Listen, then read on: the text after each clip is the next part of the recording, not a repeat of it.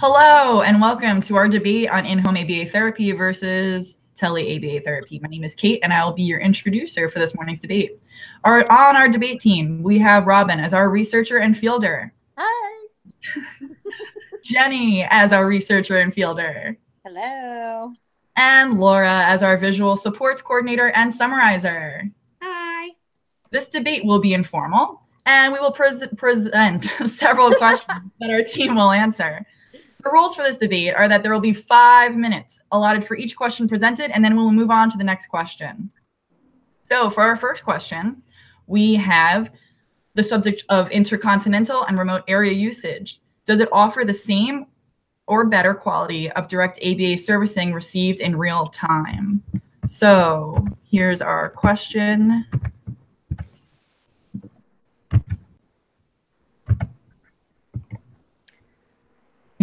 Again, intercontinental remote area usage, does it offer the same or better quality of direct ABA servicing received in real time? And then we will have a follow-up question. What confidentiality issues might arise when providing either in-home or tele-ABA therapy, and how would these issues be addressed? Mm-hmm. The related ethics to these questions are all points listed under 1.0, responsible conduct of behavior analysts, all points listed under 2.0, behavior analysts' responsibility to clients, all points listed under 3.0, assessing behavior, 4.0, behavior analysts in the behavior change program, responsible for all aspects of the behavior change program from conceptualization to implementation and ultimately discontinuation, and 5.0, behavior analysts as supervisors. And lastly, all points listed under 6.0, behavior analyst ethical responsibility to the profession of behavior analysis. So I will be answering the questions first. I said for remote area usage, it provides a better quality of life for clients because they don't have to travel from their homes. They can receive therapies right in their home at a time that's convenient to them. And also there will be no wait lists or delays in providing services since the prevalence of ASD is so high. Sometimes BCBAs or therapists will not be available to provide services at the earliest time for a client. The only con that I said is that some strategies that would be suggested by the BCBA or therapist would be that the strategies might be too complex for parents to administer without appropriate education or guidance. I'm going to pass it on to Laura now.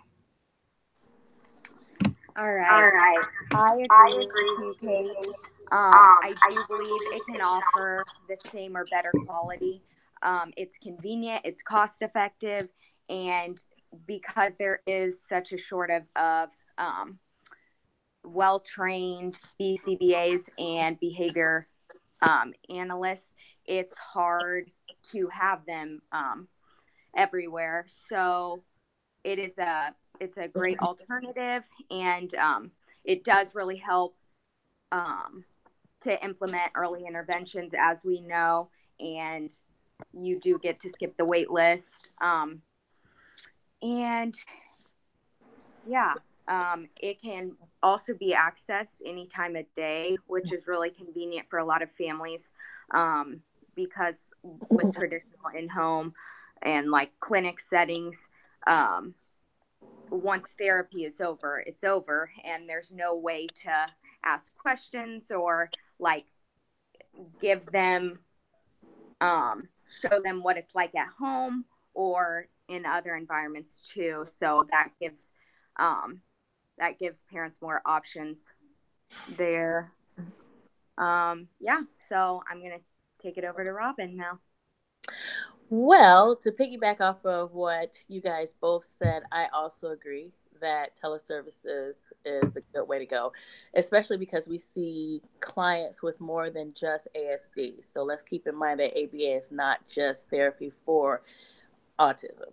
So considering that we have a lot of clients who do not have access to a car, or who do not have access to adequate care for other children at home, things of that nature. So this could be a good platform to reach those types of clients. Again, we have statistics also from Vismara attesting to parent satisfaction rate with intervention services that have been delivered through that platform, again, being online. One of the things to keep in mind is that we're going to need for those type of clients to have adequate equipment. They have to have the right type of software. Their computer has to be in working order. They have to have a webcam. So just attention to those minute details. In relation to ethical points, all would apply under points 1, because we would never want to compromise our services regardless of the platform that we're delivering on. So we're still going to have the same responsibility to the clients, assessing behaviors. If we were giving supervision during training and things of that nature with our behavioral staff, we'd want to address that also. So just all around, still adhering to those responsibilities, both professionally and analytically, as far as services deliverance goes. And yeah, Jenny. Okay. I feel like supporting families virtually can really take a lot of stress off of families. When you have to travel to a facility, you have to pack up your children. It could be more than one. And that in itself can be a difficult job with children that are on the spectrum. You have a possibly long drive distance to go for services. So having access to practitioners through email or video conferencing allows for families to not have to think on the spot as well when they're in a clinic. Or distracted by other siblings when you're in a small clinic facility. So instead, as they are working with their children at home, it gives them a chance to think of questions that may arise. Then they're able to reach out for assistance, or even possibly referring back to maybe any videos that were used during prior tele-ABA sessions. I also think in-home tele-ABA is great in a social aspect with the siblings, because you're enmeshed in your home. The siblings are able to interact a little bit more with the special needs child. That signals the end of question 1. All right. All right. Sorry to cut you off there. That's okay. That's our prompt. All right. The next part of this question is, let me make this for you. What confidentiality issues might arise when providing either in-home or tele-ABA therapy, and how would these be addressed? Now, this question will be addressed by Jenny and Robin. Sure. Okay. You ladies have 5 minutes. Okay. I'll kick it off real fast. Yeah, go ahead. So there are a lot of issues that can arise when providing either in-home or tele-ABA therapy. You have your HIPAA issues, security with electronic transactions, and data safeguards. A lot of these issues are dependent on the model that's being used, such as video conferencing, emails, or even chats. Under Ethics Code 2.06, in regards to maintaining confidentiality, this can be a challenge, as cameras or webcams can be intrusive to one's personal space and privacy. Therefore, when engaging in a telesession with a client, the therapist should always make sure to announce when someone else may be entering the room during the sessions, so both parties, therapist or client, is aware that a third party is present. If this is not made known by either party, this can become an ethical dilemma of privacy and trust in regards to Code 2.06a. Under Ethics Code 2.07, which requires the maintaining of records, there should be periodic evaluation of the security of websites and computers that are being used within tele-ABA, and they should be monitored as well, possibly using firewall protections, passwords, backup data storage will all help to reduce that risk of confidentiality. Yeah, I think it's safe to say that all points under 2.0 would be sufficient. Definitely.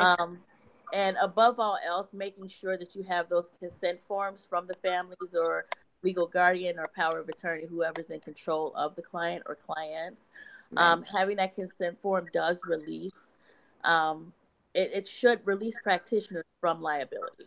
Right. So that's also an excellent point. And I also agree with you on your point as far as mode of deliverance. There's only so much you can do as far as safeguarding online. So in that respect, I also agree with the firewalls and having those safety precautions. And there's software like G Suite that you could use that is encrypted and pretty good for that. But yeah, I agree on those points. Absolutely. Right. And also under the new Health Information Portability Accountability Act, which is HIPAA, you do now have to have any type of telecommunications equipment has to comply with that in order to store and transfer records, also have to meet those requirements. So yeah, and VC is a good one for that too. I don't know if anyone's familiar with that, but that's a good one if you want to share video for video conferencing, if you're videotaping parts of the session for supervision and things of that nature. So then also points under 6.0, I think, across the board with ethical responsibility for just maintaining professional behavior throughout. Absolutely. Okay. Yep. Sounds great. Awesome. So you guys are done with that. So we're going to move on to the next question, which is,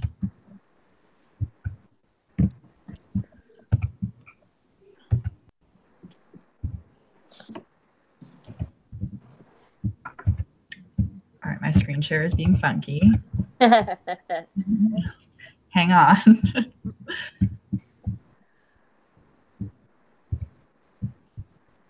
Okay. We're going to go with just no screen share. All right. Does the cost of online ABA services offer families cost savings? So the related ethics to this question would be code 2.12, which are the contracts, fees, and financial arrangements. Code 2.13, accuracy in billing reports. Code 2.14, referrals and fees. Code 2.15, interrupting and discontinuing services. And all points under 6.0, which is behavior analysts, ethical responsibility to the profession of behavior analysis. So I will start the timer and I will go first. We have 5 minutes.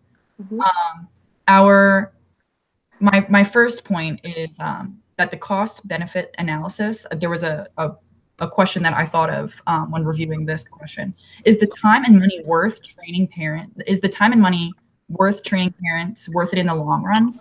So I said yes, because parents really do benefit from being involved in the intervention and administration of the intervention, and they can be used to implement skills and take data while the therapist is away or in between sessions. There was also an article that we read. Simsek et al. States that cost analysis revealed that 3 years spent in early intervention for all children with ASD in Texas would be associated with a direct savings of $2.9 billion in the cost of special education services over the children's school-aged years, which is actually really cool because all that money saved. Hold on, guys. I think I'm going to have to actually restart this. My screen totally froze. Can you guys see me? Yes, Yeah, you know what? good. Also, before you restart too, did we hit the point for the instructor question? No, that's when my screen froze. It's all, hold on. Okay. I apologize. I'm so sorry. No, that's okay. I'm hoping we should be able to just rewind and go back and start from, right? We can do that? I think so, yeah. Can we? I felt like we missed question 3. We haven't even got to question 3. Yeah, no, we were only on question 2. I mean 2. Yeah, that's what I was talking about. Yeah. Hold on one second. I'm gonna have to close out of this. I think we're gonna have to get rid of this one. Oh man. I know, I'm sorry. This totally froze. Okay. God damn. All right. At least we didn't get too far in. All right. I'm sorry. I'm gonna resend you guys a link. Okay. Well, since we have to start over, think of anything we could do better? We got some practice. Yeah, that was like a practice run. Yeah. Now we.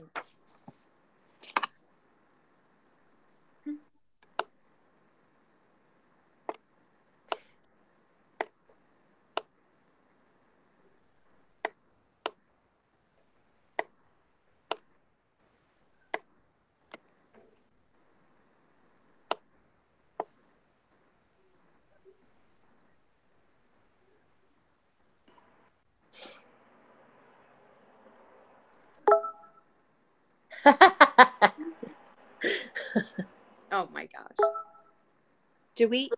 Am I in? She's gonna send us the link. Do we need to get out of this one? Yeah. Okay. Yeah.